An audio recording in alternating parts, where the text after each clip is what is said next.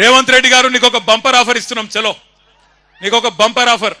నువ్వు అంటున్నావు కదా నేను కుల గణన చేసిన బీసీలందరూ సంతోషంగా ఉండ్రు, నేను రైతు బంద్ వేసిన రైతులందరూ సంతోషంగా ఉండ్రు, రైతు కూలీలకు పైసలు వేసిన వాళ్ళు సంతోషంగా ఉన్నారు, అందరు ఇండ్లకు కాయిదాలు ఇచ్చిన పేదోళ్ళందరూ సంతోషంగా ఉన్నారు అంటున్నావు కదా.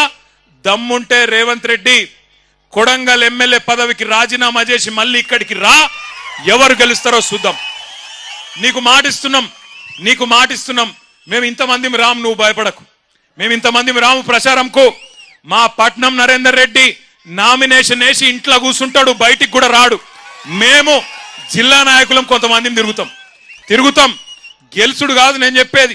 50,000కు ఒక్క ఓటు తక్కువ వచ్చినా నేను రాజకీయ సన్యాసం చేసి మళ్ళా రాజకీయంలో కూడా ఉండా. ఇది వాస్తవం. ఈరోజు కొడంగలే కాదు రాష్ట్రం మొత్తంలో వాస్తవం ముఖ చిత్రం ఇది.